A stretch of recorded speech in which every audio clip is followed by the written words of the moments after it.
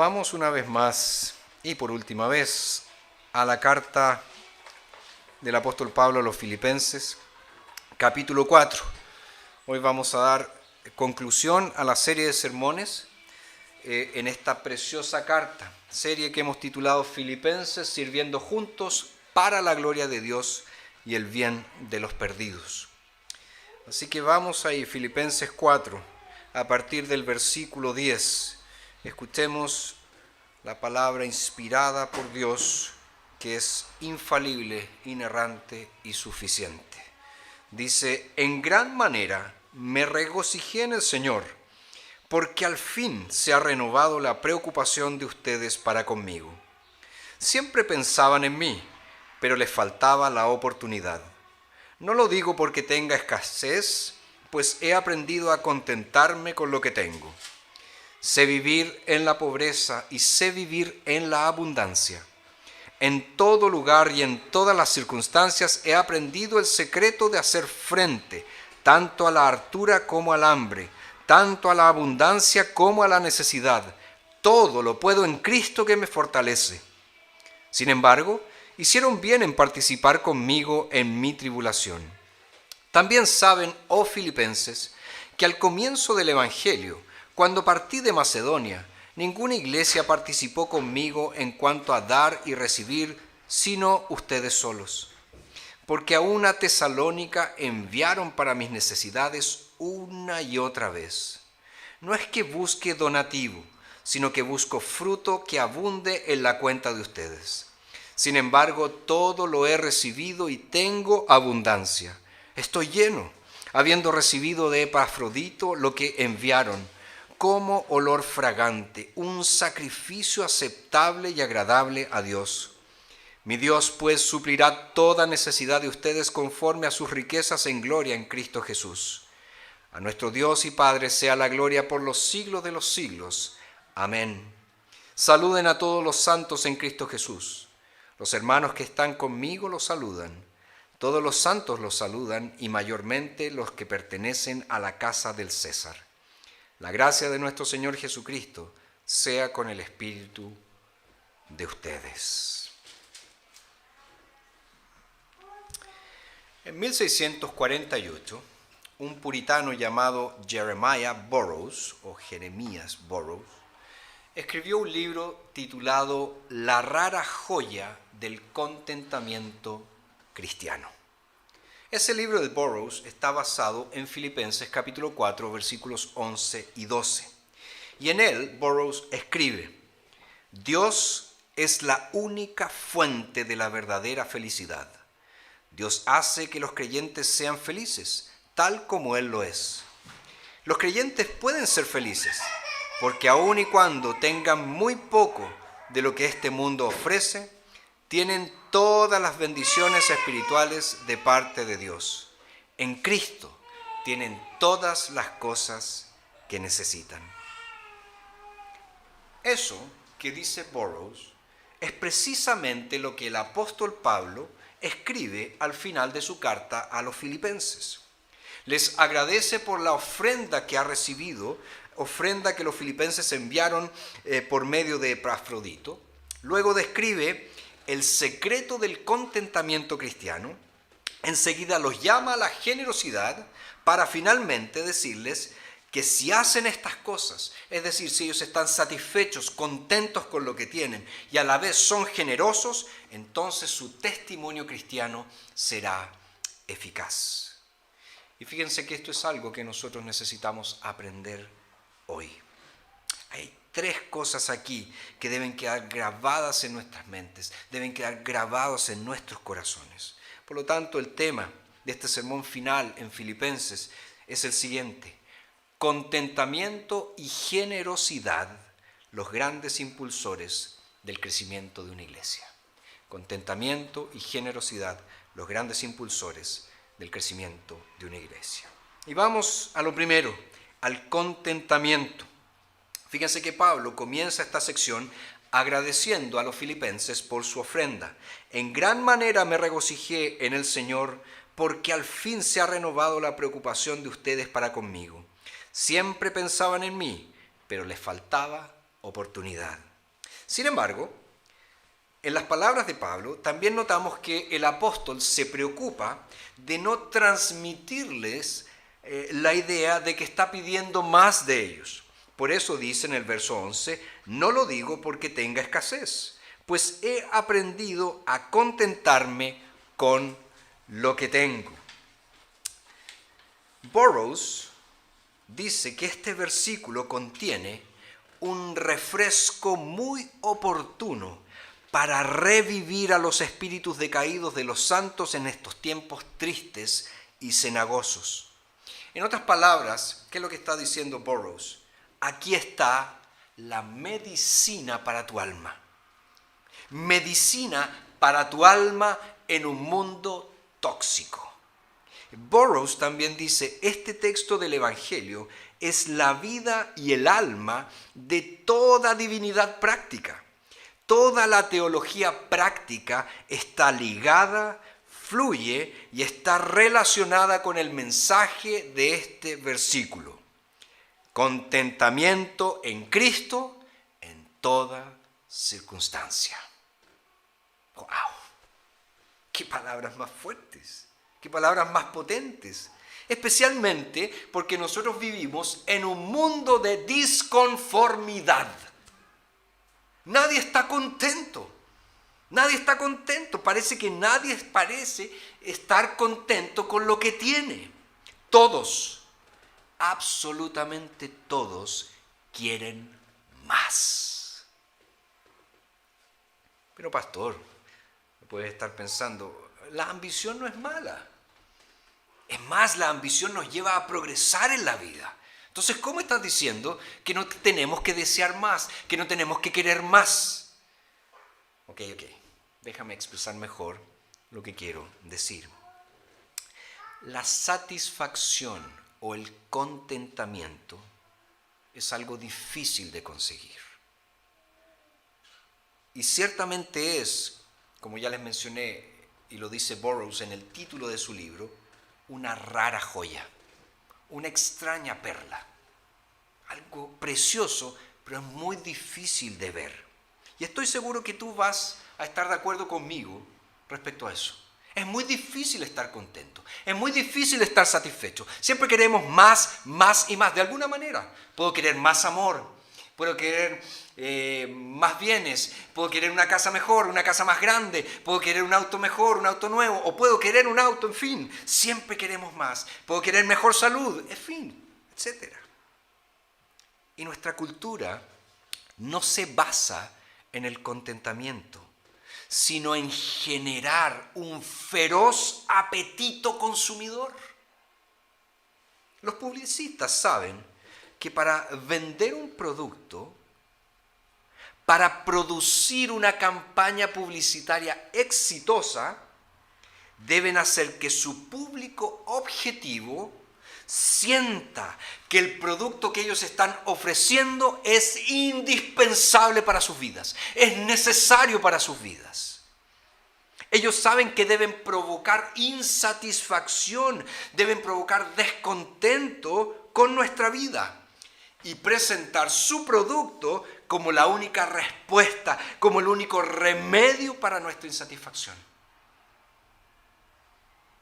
Por eso toda campaña publicitaria se trata de ser más grande, más rápido, más limpio, más feliz, más sexy, más inteligente, más libre, más rico, más saludable, más feliz de lo que jamás podrías ser, siempre y cuando compres el producto que te están ofreciendo. El mensaje que te presentan es el siguiente: no solo se trata de un nuevo producto, se trata de un nuevo tú, un tú completamente nuevo. Si lo pensamos, gran parte de nuestra economía se basa en promocionar la insatisfacción y el descontentamiento.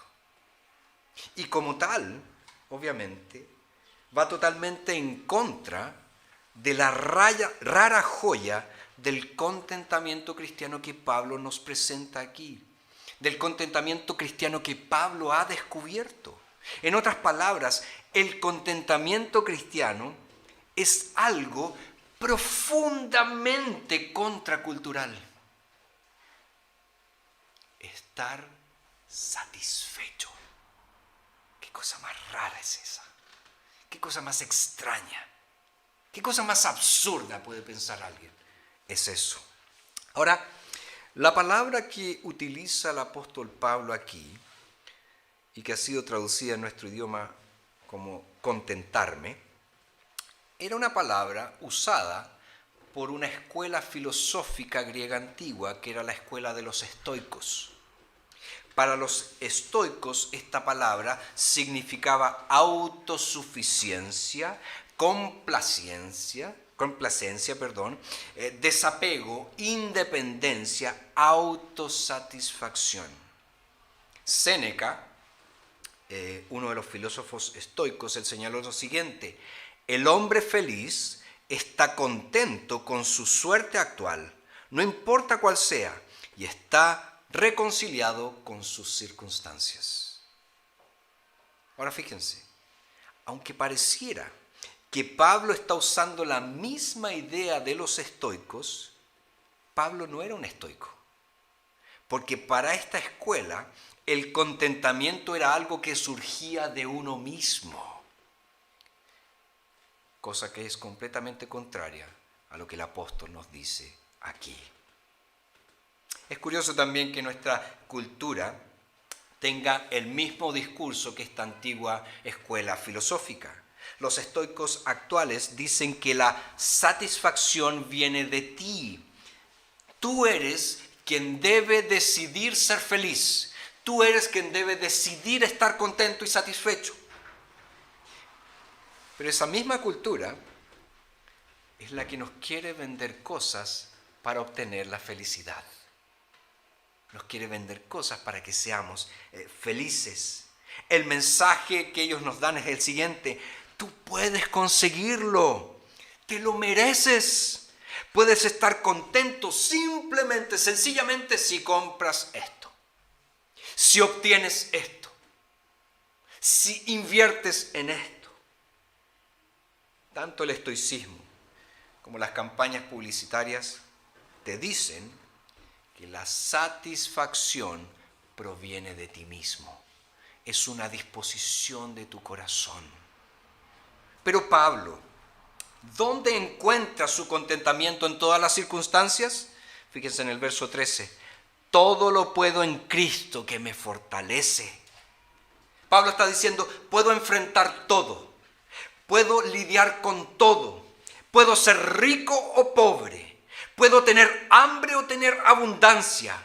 Puedo lidiar con todo eso si tengo a Cristo, porque Jesús es suficiente. Jesús es todo suficiente. Ahora nosotros sabemos que este versículo 13 ha sido uno de los textos más mal utilizados de las Escrituras. ¿Por qué? Porque no significa que un creyente pueda hacer cualquier cosa. Hay algunas personas que dicen, todo lo puedo en Cristo que me fortalece, pensando que pueden hacer todas las cosas. De hecho, hay un boxeador, ¿verdad?, que tiene tatuado en su espalda, todo lo puedo en Cristo que me fortalece. O sea, le está diciendo, yo puedo sacar la mugre al otro por Cristo. Miren la interpretación distorsionada de este versículo. Tampoco este versículo significa que no importa el tamaño del desafío que Dios ha puesto en tu vida, siempre podrás vencerlo. No dice eso. Algunos cristianos incluso logran decir que este versículo es como una especie de cheque en blanco para enfrentar problemas de salud, problemas de riqueza, problemas de prosperidad, argumentando que si tú decretas las cosas, si tú dices esto va a suceder, lo vas a obtener. Bueno, este no es un cheque en blanco. Este versículo no es un cheque en blanco que podamos usar cada vez que nosotros enfrentamos alguna dificultad. No, el contexto siempre va a determinar el significado de un versículo. Y en este contexto Perdón, ¿se trata de qué? Se trata de estar contento, sea cual sea mi circunstancia. Ese es el contexto. Entonces, ¿dónde están las raíces de la verdadera satisfacción? ¿Dónde están las raíces de esta satisfacción que no es sacudida por los acontecimientos de nuestro mundo y que no está vinculada a la acumulación de cosas? ¿Dónde está? Bueno, Pablo dice, se encuentra en Jesús. Se encuentra en Él, solo en Jesús. Jesucristo es el mismo ayer, hoy y por los siglos. Él es la roca sólida. Todo lo demás es arena movediza. Si construyes tu vida sobre la roca que es Cristo, tu vida se va a mantener. Si estás contento, si estás satisfecho en Cristo, pase lo que pase, tu vida será realmente feliz. Vemos entonces en primer lugar el contentamiento. En segundo lugar, la generosidad. La generosidad. Aunque Pablo le está satisfecho, ya sea que los filipenses puedan ayudarlo o no, él elogia la generosidad de los filipenses. Fíjense, él dice que los filipenses han respondido una y otra vez con misericordia y gracia, supliendo todo aquello que el apóstol necesitaba. Ellos respondieron, como dice el versículo 15, al comienzo del Evangelio. Es decir, en la medida en que Pablo expandió su ministerio, comenzó a plantar nuevas iglesias, los filipenses siempre estuvieron allí apoyándolo, dándole lo necesario para que él hiciera eso. Y dice en el verso 16, porque aún a Tesalónica enviaron para mis necesidades una y otra vez. Y ahora fíjense, los años han pasado, Pablo está encadenado en Roma y los filipenses siguen ayudándolo. Siguen ayudándolo. Siempre que los filipenses descubren que Pablo tiene alguna necesidad, ¿ellos qué hacen? Envían dos cosas: recursos, dinero y personas. Y en esta ocasión nosotros sabemos que enviaron a Epafrodito, un líder clave en la iglesia en Filipos. ¿Para qué? Para que animara a Pablo, para que ayudara a Pablo, y junto con Epafrodito venía una ofrenda para suplir las necesidades de Pablo. Fíjense, los filipenses daban y daban. Eran personas marcadamente generosas y Pablo quiere que esa generosidad abunde, que esa generosidad desborde. Ojo, no por razones egoístas, no porque él decía, pucha, si ellos son generosos yo voy a tener más, sino fíjense lo que dice el verso 17, no es que busque donativo, sino que busco fruto que abunde en la cuenta de ustedes. O sea, Pablo está diciendo que él busca que Dios los bendiga por ser generosos. Pablo quiere que Dios ponga su favor sobre ellos debido a su generosidad. Por tanto, cuando los cristianos son generosos, ¿qué sucede? Dios se complace, Dios se alegra. Como nos dice 2 Corintios 9:7, Dios ama al dador alegre.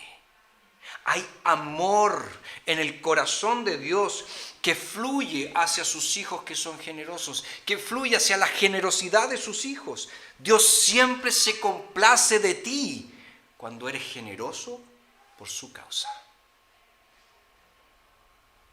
Ahora bien, el lenguaje que usa Pablo está basado también en el sistema sacrificial del Antiguo Testamento. Fíjense en el verso 18, él dice, sin embargo, todo lo he recibido y tengo abundancia. Estoy lleno, habiendo recibido de Epafrodito lo que enviaron, como olor fragante, un sacrificio aceptable y agradable a Dios. Esto nos recuerda algo muy importante. La generosidad en la vida cristiana debe costarnos algo. La generosidad en la vida cristiana tiene un costo. ¿Se acuerdan lo que dijo el rey David en 2 Samuel 24:24? No ofreceré al Señor holocaustos que no me cuesten nada. Realmente no estás dando sacrificialmente si no te cuesta hacerlo. Si no requieres ajustar tu estilo de vida para dar, no estás dando de la manera que a Dios le agrada. Si le das lo que te sobra, una vez que gastas todo lo que necesitas para el mantenimiento de tu estilo de vida, no estás dando sacrificialmente. Y este principio nos lo enseña el mismo Señor Jesucristo en Lucas 21. Cuando Jesús estaba en el templo y vio a los ricos depositando sus monedas en las ofrendas, y vio también a una viuda pobre que colocaba 2 moneditas. Y Jesús dijo: de cierto les digo, que esta viuda pobre echó más que todos, porque todos estos de su abundancia echaron a las ofrendas, pero esta de su pobreza echó todo el sustento que tenía. Le costó a ella. Y Jesús elogió la generosidad sacrificial de su corazón. Ahora, ¿qué es lo que puede alimentar esta teología de la generosidad cristiana? Miremos el versículo 19. Pablo dice: mi Dios pues suplirá toda necesidad de ustedes conforme a sus riquezas en gloria en Cristo Jesús. ¿Qué es lo que alimenta la teología de la generosidad cristiana? El principio del contentamiento cristiano.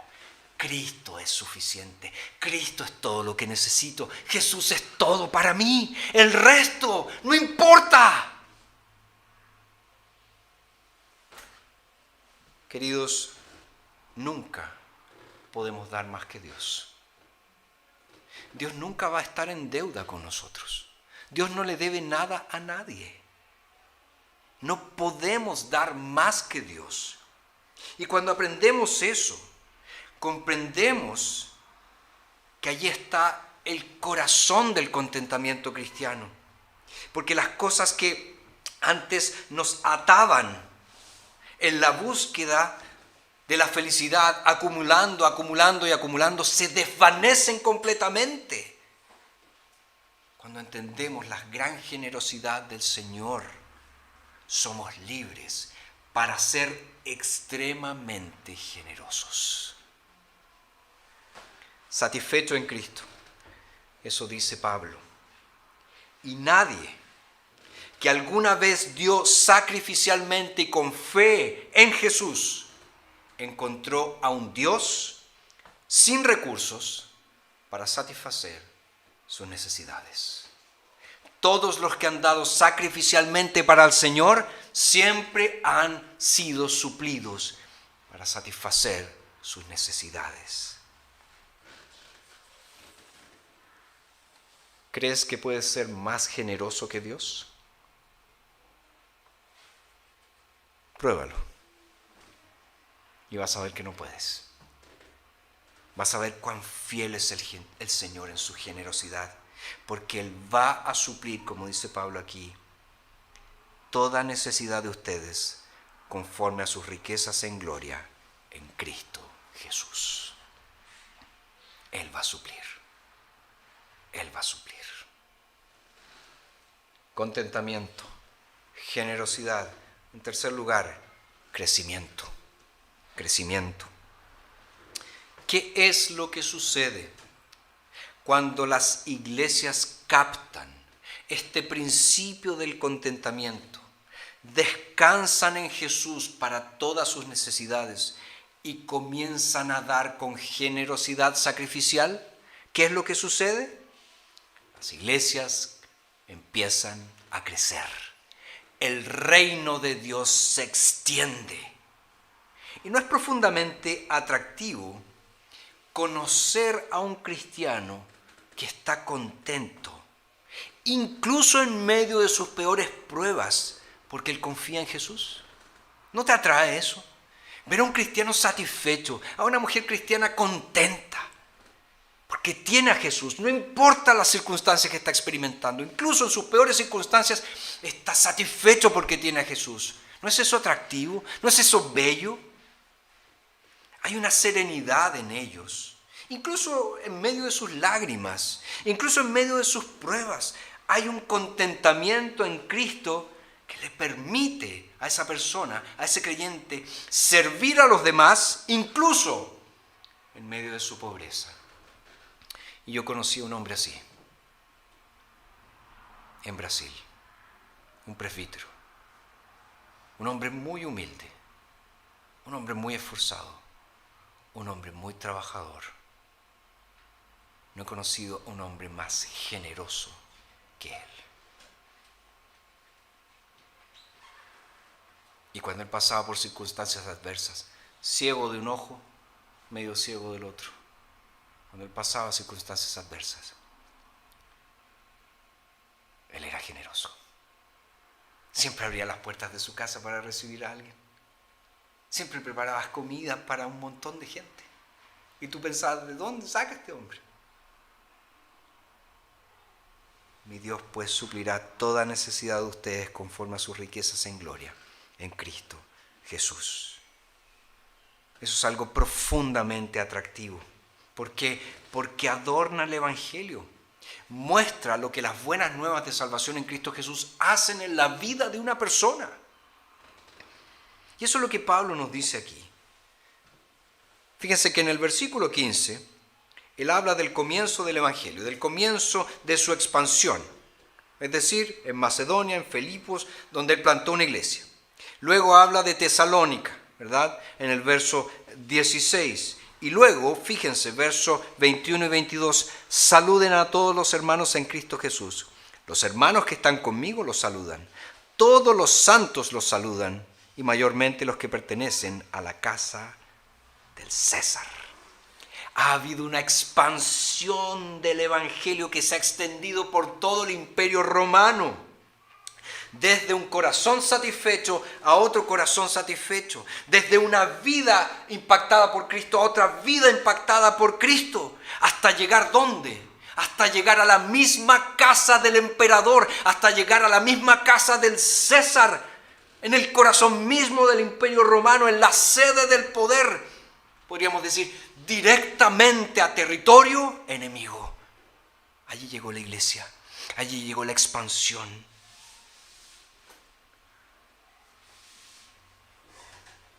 Permítanme sugerir que pienso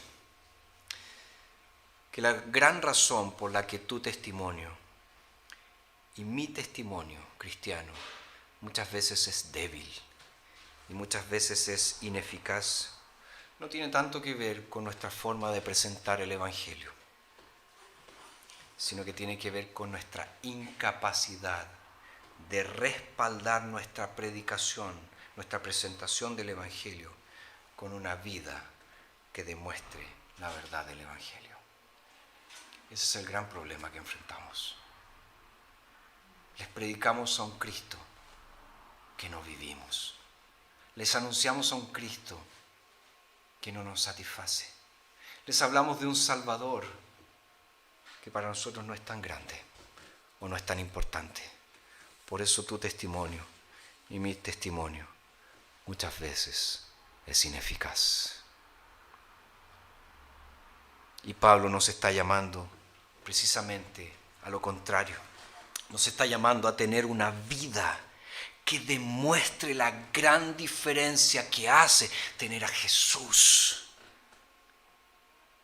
El Evangelio nos libera de la idolatría del materialismo y nos enseña a ser tremendamente generosos, porque después de todo, Dios el Padre ha dado lo más preciado, a su Hijo, a su único Hijo, quien aunque era rico se hizo pobre, para que en su pobreza nosotros fuéramos enriquecidos. Un amor tan asombroso que da a Cristo como el Salvador. Un amor tan asombroso, un amor tan divino, exige toda mi vida, exige toda mi alma, exige todo mi ser.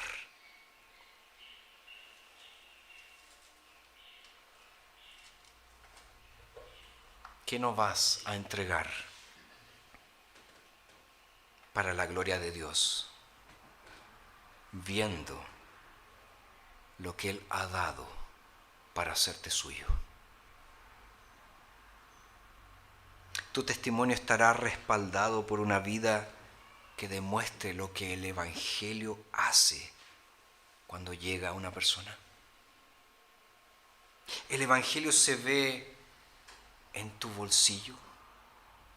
El Evangelio se ve en tu cuenta bancaria, así como también se ve en tu comportamiento, en tu vida. El contentamiento en Jesús nos lleva a la generosidad cristiana por Cristo y nos lleva al crecimiento cristiano para la gloria de Dios y para el honor de Cristo Jesús. Oremos. Oh Señor, cuánto necesitamos que tú sintonices nuestra vida con la realidad del Evangelio. Porque tantas veces estamos disconformes. La insatisfacción está en nuestro corazón, no nos gusta donde vivimos, no nos gusta donde trabajamos, no nos gusta lo que hacemos. Queremos más y más. Y necesitamos que tú nos digas, nos enseñes e imprimas en nuestro corazón que Jesús es suficiente. Y cuando decimos que Jesús es suficiente, entonces tú generas en nosotros una generosidad extraordinaria para el reino. Y esa satisfacción, más esa generosidad, finalmente va a conducir a que nuestra iglesia crezca y muchas vidas sean impactadas con el precioso evangelio de Cristo Jesús. Padre, perdónanos porque muchas veces nuestra predicación no ha sido respaldada con una vida que esté en armonía con esa predicación.